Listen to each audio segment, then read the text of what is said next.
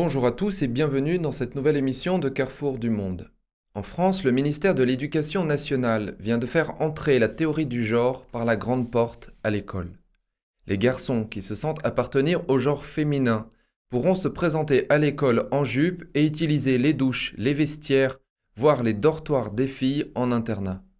En effet, le ministère de l'Éducation nationale a publié début octobre une circulaire destinée à mieux accompagner les élèves transgenres à l'école afin de clarifier le rôle que doit tenir l'institution face aux transitions de genre souhaitées par un nombre croissant d'élèves.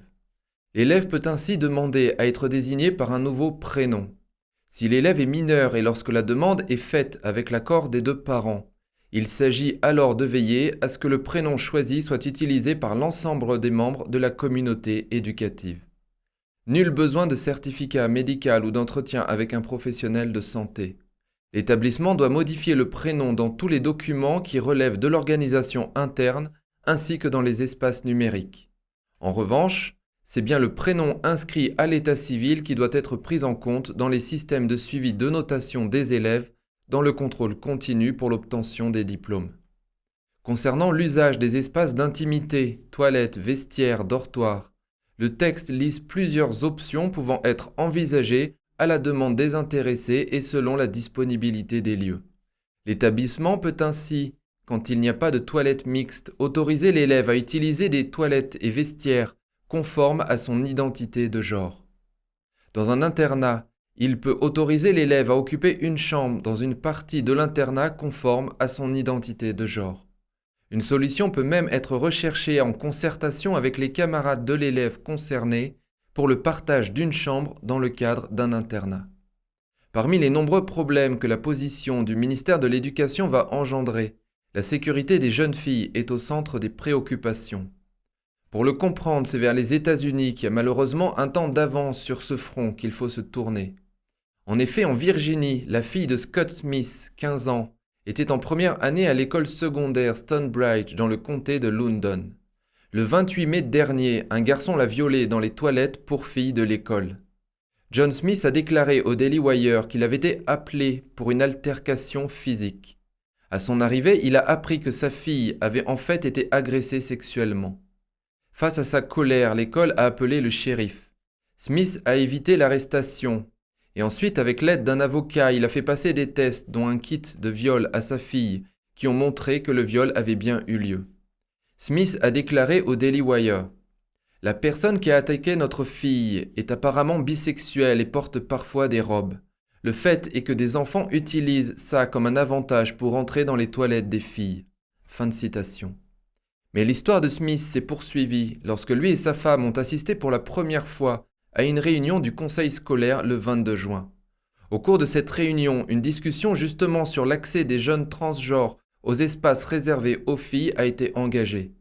Un membre du conseil scolaire a demandé s'il y avait eu des agressions dans les salles de bain ou les vestiaires, une préoccupation majeure pour les opposants à l'admission d'hommes biologiques dans les espaces réservés aux filles. Je cite, « À ma connaissance, nous n'avons eu aucune trace d'agression survenue dans nos toilettes », a déclaré le surintendant Scott Ziegler, ajoutant plus tard que l'étudiant ou la personne transgenre prédateur n'existe tout simplement pas. John Smith a déclaré avoir été pris à partie par un militant qui a insisté sur le fait que sa fille n'avait pas été agressée. Le ton est monté lors de la réunion. Un officier est venu à cause de la situation tendue. La prochaine chose que je sais, je suis touché de partout, je ne savais pas qui me touchait, qui m'attrapait. Je me retourne, la police m'attrape et la prochaine chose que je sais, je suis plaqué au sol, je suis juste choqué et horrifié, a déclaré le père de la victime sur Fox News. L'arrestation a été largement rapportée et a été citée par la National School Boards Association dans une récente lettre au président Joe Biden, l'exhortant à prendre des mesures pour lutter contre les incidents que le Conseil a comparés au terrorisme domestique. Je vous en avais parlé dans une vidéo précédente. Quelques jours plus tard, le procureur général des États-Unis, Merrick Garland, a annoncé que les fonctionnaires fédéraux cibleraient les personnes qui harcèlent, intimident ou menacent les membres du conseil scolaire et d'autres personnes qui travaillent avec ou dans les écoles publiques. Ce père en colère, après le viol de sa fille dans les toilettes de son école, en tant que le conseil de l'école veut justement sanctuariser l'accès des transgenres à ses toilettes. Eh bien c'est lui qui est traité comme un terroriste. Apparemment la défense des femmes et des jeunes filles n'a de sens que si l'agresseur est un mâle blanc hétérosexuel. Mais s'il est transgenre, l'agression est juste niée car impossible. Je voudrais maintenant vous parler de certaines analyses qui ont été faites sur la situation au plus haut niveau du régime chinois.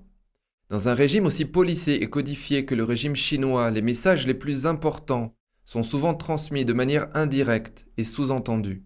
Pour les Chinois qui ont grandi dans la culture du parti, ces sous-entendus sont une évidence, mais pour les Occidentaux, ils passent le plus souvent à côté.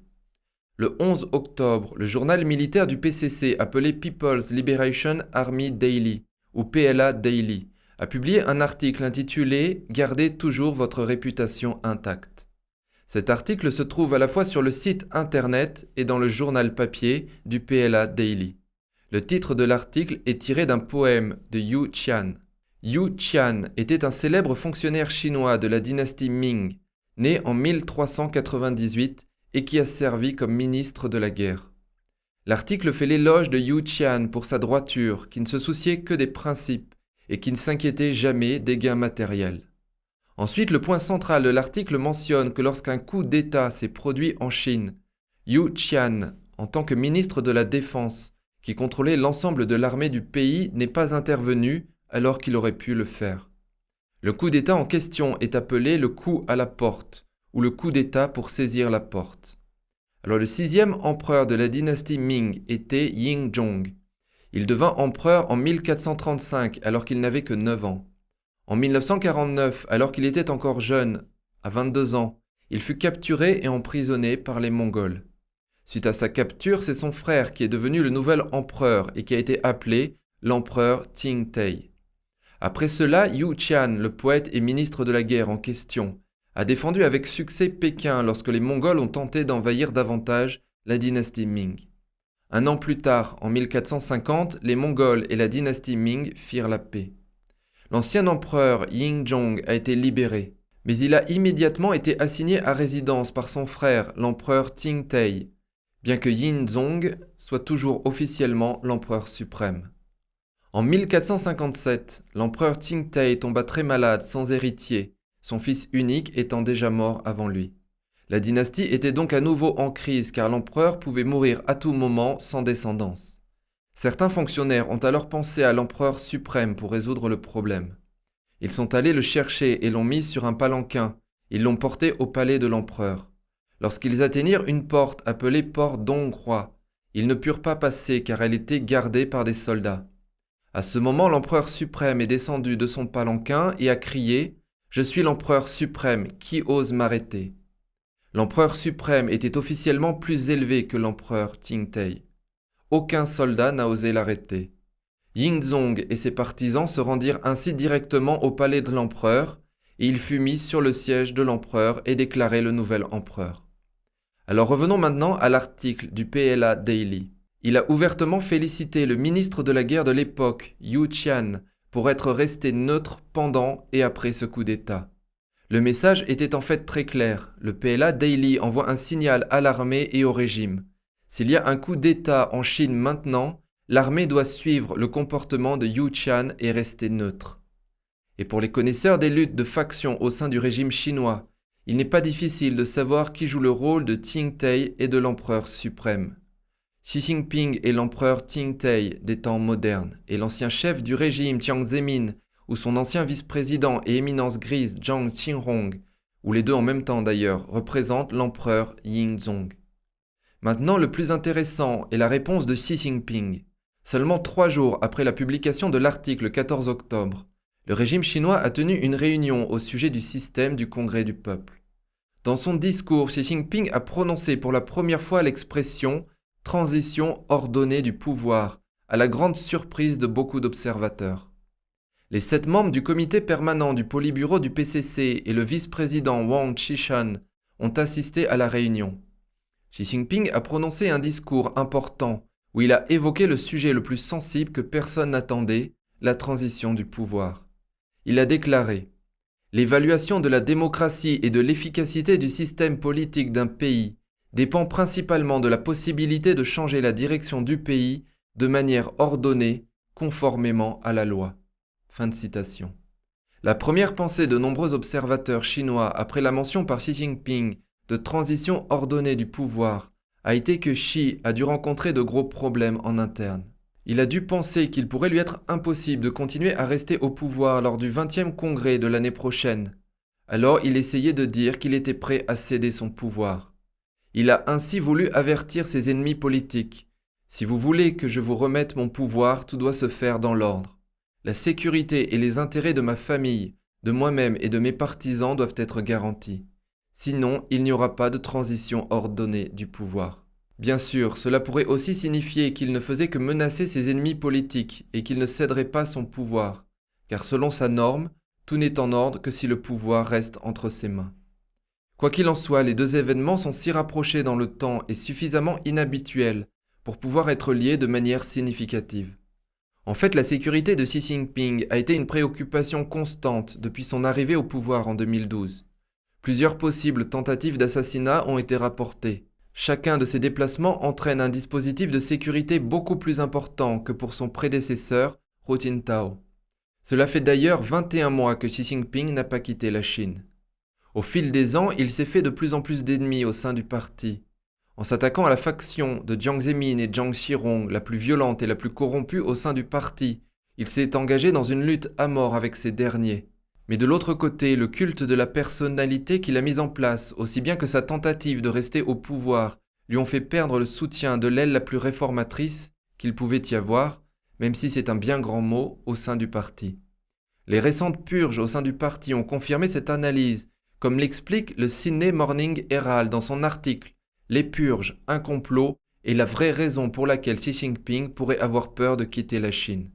Je cite l'article. « Sensationnellement, Xi a agi de manière décisive contre deux des plus hauts responsables de la sécurité intérieure de la Chine, un ancien et l'actuel vice-ministre de la sécurité publique en moins d'une semaine.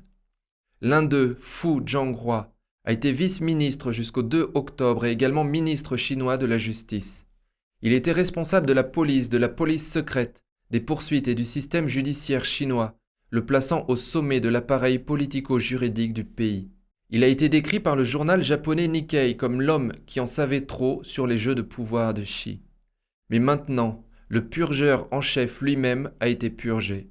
Fu a perdu la faveur, a déclaré Lam de l'université chinoise de Hong Kong, parce qu'on l'a vu impliqué dans la construction de cliques et de factions au sein de l'appareil policier. Ce dont Xi et tous les chefs du parti sont paranoïaques, c'est que les cadres supérieurs construisent des cliques et des factions parce qu'ils pourraient être à l'origine de toutes sortes de conspirations. Mais la révélation peut-être la plus dramatique de ces dernières semaines a été la publication de 2 articles, le mois dernier, décrivant un complot policier déjoué contre Xi. Alors quelle est la crédibilité de l'histoire du complot déjoué, retirée dans les 24 heures des 2 sites qui l'ont signalé? Je cite. « Cela semble très crédible car les 2 médias, NetEase et Sohu.com, ne sont pas des porte-paroles du parti, mais je les qualifierais de semi-officiels, explique Lam. Ils sont largement lus et tolérés par le département de la propagande depuis au moins 20 ans.